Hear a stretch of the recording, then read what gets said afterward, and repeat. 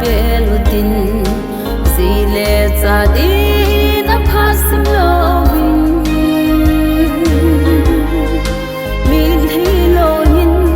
thousand zinguti Christian in sum khasim ive pakai no mai lung hom hin ko hi nang lovin ken Christian in sum sim tu sâu ponge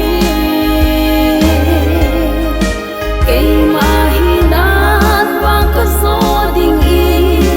maaong sipon pagkay nangin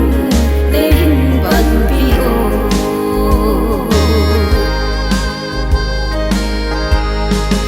in sum hep na galung lên dòng nè asim kading